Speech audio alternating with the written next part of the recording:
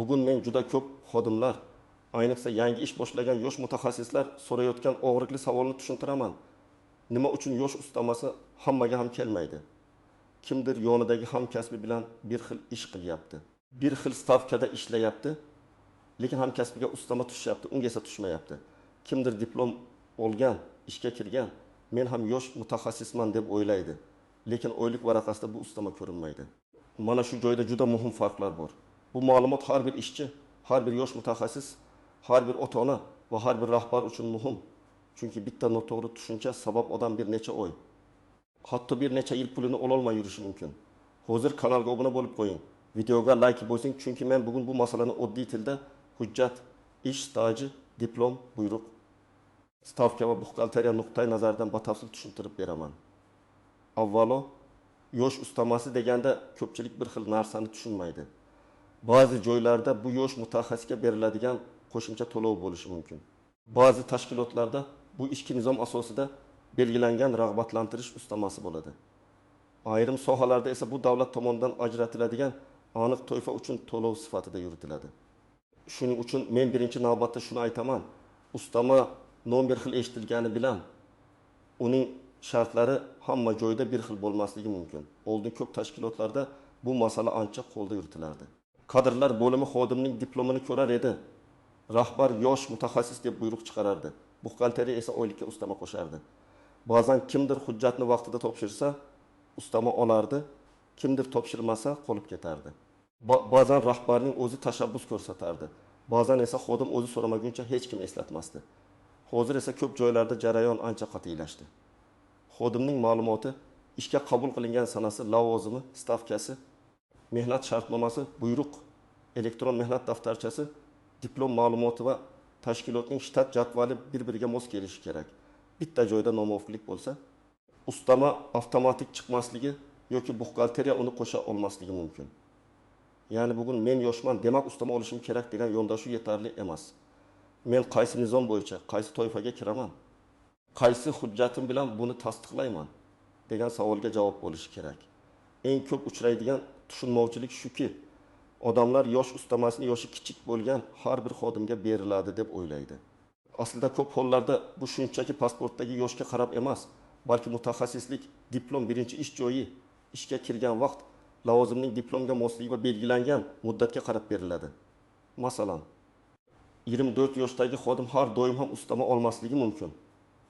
Lekin 28 yoshdagi boshqa xodim barcha shartlarga to'g'ri kelsa, olishi mumkin. Men amaliyotda ko'p ko'radigan birinchi holat, xodim oligoni bitirib keladi. Lekin egallagan lavozimi diplomdagi mutaxassisligiga to'g'ri kelmaydi. Masalan, Dilshod iqtisodiyot yo'nalishini bitirgan. U maktab yoki tashkilotga ketib, operator yoki xo'jalik ishlari bo'yicha yordamchi sifatida ishga kirgan. U yosh, diplomi bor. Ish boshlaganiga ko'p bo'lmagan. Lekin agar yosh ustamasi aynan mutaxassislik bo'yicha ishlayotgan yosh kadrlarga beriladigan bo'lsa, Dilshodga bu ustama kelmasligi mumkin. Chunki u o'z diplomidagi mutaxassislik bo'yicha emas, boshqa lavozimda ishlayapti. Ikkinchi misol, Madina pedagogika institutini tamomlagan boshlang'ich sinf o'qituvchisi diplomi bor. U maktabga boshlang'ich sinf o'qituvchisi bo'lib ishga kirdi. Ishga kirgan sanasi diplom olgandan keyin qisqa muddat ichida bo'ldi. Mehnat shartnomasi to'g'ri tuzildi. Buyruqda lavozim to'g'ri yozildi. Stavkasi ko'rsatildi. Bunday vaziyatda agar tegishli nizomda yosh mutaxassis ustamasi nazarda tutilgan bo'lsa, Madina ustama olish imkoniyatiga ega bo'ladi.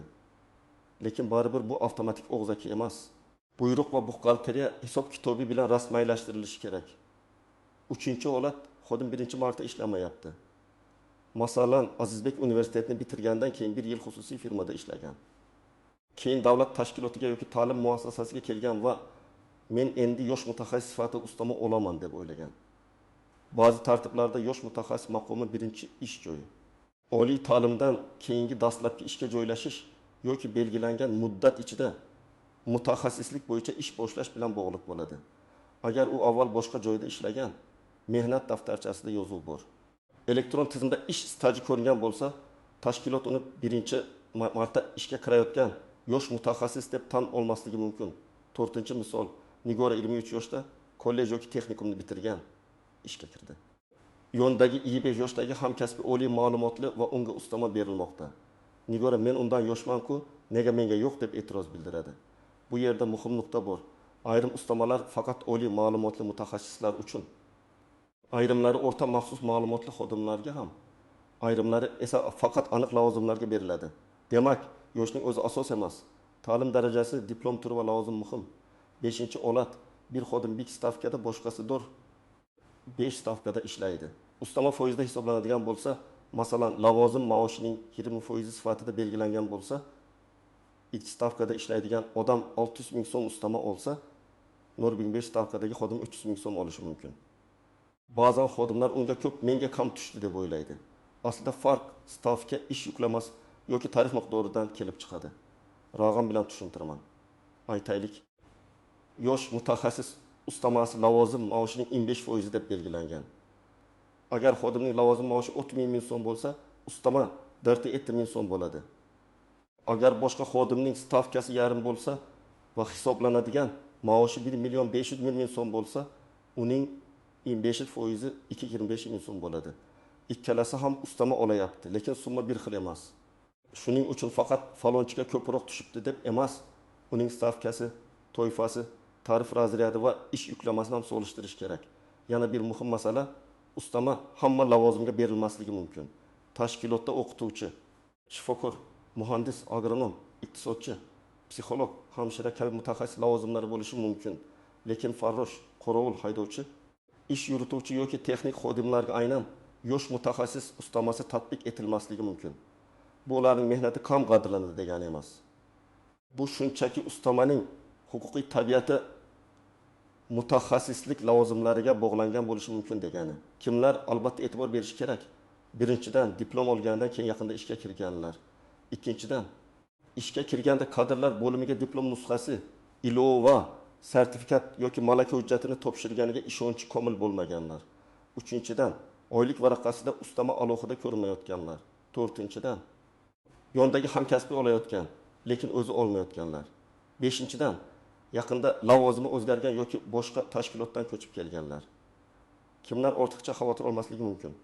Agar sizning lavozimingiz bu ustama tatbiq etilmaydigan toifaga kirsa, agar yosh mutaxassislik muddati allaqachon o'tib ketgan bo'lsa, agar siz bir necha yil oldin ish boshlagan bo'lsangiz va nizomda faqat dastlabki yillar nazarda tutilgan bo'lsa, yoki sizning ish joyingizda bunday ustama umuman ko'zda tutilmagan bo'lsa, buxgalteriyadan nega bermayapsizlar deb talab qilishdan oldin asosiy hujjatni ko'rish kerak. Eng katta tuzoq bu og'zaki va'dalarga ishonish. Ishga kirayotganda kimdir sizga yosh ustamasi chiqadi degan bo'lishi mumkin. Lekin bu gap mehnat shartnomasida ishga qabul qilish buyrug'ida yoki tashkilotning ishki buyrug'ida aks etmasa, buxgalteriya pul to'lay olmaydi. Buxgalteriya uchun asos bu og'zaki gap emas, hujjat. Shuning uchun men doim aytaman. Har qanday ustama yozma asos bilan rasmiylashtiriladi. Ikkinchi nozik jihat diplomning tan olinishi. Xodim xorijda o'qigan bo'lishi mumkin. U diplomini olib keladi. Lekin agar tegishli tartibda tan olinishi yoki nostrifikatsiya qilinishi talab etilsa, tashkilot bu diplom asosida mutaxassislik ustamasini rasmiylashtirishda qiynaladi. Xodim, men o'qiganman-ku deydi. Tashkilot esa bizga tizimda tan olingan hujjat kerak deydi. Bunday holatda ayb har doim buxgalteriyada bo'lmaydi. Hujjat maqomi hal qilinmaguncha ustama to'xtab turishi mumkin. Uchinchi jihat, diplom bor, lekin ilova yo'q. Ba'zan kadrlar bo'limiga faqat diplomning oldi tomoni topshiriladi. Diplom ilovasi esa berilmaydi. Ilovada mutaxassislik, kvalifikatsiya, ta'lim shakli, yo'nalish aniq ko'rsatilgan bo'ladi. Ayrim holatlarda aynan ilova orqali lavozim mosligi tekshiriladi. Shuning uchun diplom topshirganman deganda ham to'liq paket topshirilganmi, yo'qmi tekshirish kerak. To'rtinchi jihat, buyruq sanasi. Masalan, xodim sentabrdan ish boshlagan, lekin yosh ustamasi bo'yicha buyruq 1 noyabrdan chiqarilgan. Buxgalteriya odatda buyruqda ko'rsatilgan sanadan hisoblaydi. Xodim esa men sentabrdan ishlayapman, nega 2 oy berilmadi deydi. Agar bu 2 oy uchun hujjatlar vaqtida bo'lmagan bo'lsa yoki buyruqda orqaga qaytib hisoblash ko'rsatilmagan bo'lsa, to'lov chiqmasligi mumkin. Shuning uchun ishga kirgan birinchi haftadayoq hamma hujjatni topshirish juda muhim. 5-jihat, lavozim nomi. Bu juda oddiy ko'rinadi, lekin amalda katta muammo keltiradi. Masalan, odam amalda informatika darsini o'tadi, lekin buyruqda laborantant deb turibdi. Yoki amalda iqtisodchi vazifasini bajaradi. lekin shtatda operator sifatida rasmiylashtirilgan. Ustama lavozim bo'yicha berilsa, amaldagi ish emas, rasmiy lavozim hal qiluvchi bo'ladi. Shuning uchun oylik kam tushsa yoki ustama chiqmasa, birinchi navbatda buyruqdagi lavozim nomini tekshirish kerak. 6-jihat, o'rindoshlik va asosiy ish joyi. Xodim bir joyda asosiy ishchi, boshqa joyda o'rindosh bo'lishi mumkin. Ba'zi ustamalar faqat asosiy ish joyida beriladi. Ba'zilari esa o'rindoshlikda ham proporsional hisoblanishi mumkin. Masalan, Sardor asosiy ish joyida xususiy tashkilotda ishlaydi. Davlat muassasasida esa zo'ro 25 stavka o'rindosh bo'lib ishlaydi. U men yosh mutaxassisman deb ariza beradi. Lekin nizomda ustama faqat asosiy ish joyidagi yosh mutaxassisga berilishi belgilangan bo'lsa, unga rad javobi berilishi mumkin. Bu yerda har bir tashkilotning asosiy me'yoriy hujjati hal qiladi. 7-jihat muddat tugashi. Ko'pchilik ustama bir marta belgilansa doimiy ketaveradi deb o'ylaydi. Aslida yosh mutaxassis ustamasi ko'pincha ma'lum muddatga beriladi. Masalan, 1 yil, 2 yil yoki 3 yil. Bu muddat tugagach buxgalteriya uni to'xtatishi mumkin. Xodim esa o'tgan oy bor edi, bu oy yo'q deb hayron bo'ladi. Shuning uchun ustama buyrug'ida qaysi sanadan qaysi sanagacha degan jumlaga alohida qarash kerak. 8-jihat, ta'til dekret, kasallik varaqasi va ishda bo'lmagan davrlar. Agar ustama ish haqi tarkibida hisoblanadigan bo'lsa, ayrim oyda ish kunlari kam bo'lgani uchun summa kamroq chiqishi mumkin. Masalan, xodim oyning yarmida kasallik varaqasida bo'ldi yoki ishga oyning o'rtasida qabul qilindi. Bunday holatda ustama to'liq oy uchun emas, ishlagan davrga mos hisoblanishi mumkin. Odam buni ustamani kesishdi deb qabul qiladi. Lekin hisob-kitob proporsional bo'lishi mumkin. 9-jihat, rag'batlantirish ustamasi bilan majburiy ustamani aralashtirish. Ba'zi ustamalar qonun yoki tegishli qaror asosida majburiy bo'ladi. Ba'zilari esa tashkilotning moliyaviy imkoniyati, jamg'arma mablag'i yoki rahbar buyrug'i asosida beriladigan rag'batlantirish hisoblanadi. Agar bu rag'batlantirish bo'lsa, hamma xodimga bir xil berilmasligi mumkin. Natija intizom, yuklama, bo'sh mablag', komissiya qarori, baholash mezonlari hisobga olinadi. Shuning uchun u oldi men ham olishim shart degan da'vo har doim ham huquqiy asosli bo'lmaydi. 10-jihat, tizimdagi xatolar. Bugun ko'p hisob-kitoblar elektron dasturlar orqali yuritiladi. Agar xodimning tug'ilgan sanasi noto'g'ri kiritilgan bo'lsa, diplom ma'lumoti kiritilmagan bo'lsa, lavozim kodi noto'g'ri tanlangan bo'lsa yoki stavka noto'g'ri ko'rsatilgan bo'lsa, ustama chiqmay qolishi mumkin. Bunday vaziyatda menga ataylab bermayapti deb shoshilmaslik kerak. Avval ma'lumotlarni tekshirtirish kerak. Ko'p hollarda bitta kichik texnik xato bir necha oylik to'lovga ta'sir qiladi. Endi eng muhim qismga o'taman. Agar siz yosh ustamasi menga kelish kerak deb hisoblasangiz, amalda nima qilasiz? Birinchi qadam. Oylik hisob-kitob varaqangizni oling. Har oyda sizga ish haqi qanday hisoblanganini ko'rsatadigan varaqa berilishi kerak. Unda asosiy maosh, ustamalar, qo'shimcha to'lovlar, ushlanmalar, soliq va qo'lga tegadigan summa ko'rinadi. Siz avvalo yosh ustamasi alohida satr sifatida bormi yoki yo'qmi? Shuni tekshiring. Ba'zan ustama umumiy rag'batlantirish ichida ketgan bo'lishi mumkin, ba'zan esa umuman qo'shilmagan bo'ladi. Ikkinchi qadam. Kadrlar bo'limiga murojaat qiling. Mening lavozim bo'yicha yosh mutaxassis ustamasi nazarda tutilganmi? Men ushbu toifaga kiramanmi? Mening hujjatlarim to'liqmi deb so'rang. Bu savollarni og'zaki berish mumkin. Lekin agar masala hal bo'lmasa, yozma ariza bilan murojaat qilgan ma'qul. 3-qadam, hujjatlaringizni to'plang. Sizga odatda pasport yoki ID karta nusxasi, diplom nusxasi, diplom ilovasi, mehnat shartnomasi nusxasi, ishga qabul qilish buyrug'i nusxasi, lavozim o'zgargan bo'lsa, o'sha buyruq, elektron mehnat daftarchasidan ma'lumot, oylik hisob-kitob varaqalari kerak bo'ladi. Agar siz xorijiy diplom bilan ishlayotgan bo'lsangiz, diplom tan olinganini tasdiqlovchi hujjat ham kerak bo'lishi mumkin. 4-qadam, buyruqni tekshiring. Ishga qabul qilish buyrug'ida sizning lavozimingiz, stavkangiz, ish boshlash sanangiz va asosiy yoki o'rindosh ekaningiz to'g'ri yozilganmi? Agar buyruqda xato bo'lsa, ustama ham noto'g'ri hisoblanadi. Masalan, siz 1 stavka ishlayapsiz, lekin hujjatda 0,1 stavka ko'rsatilgan bo'lsa, to'lov ham shunga qarab chiqadi. 5-qadam, ariza yozing.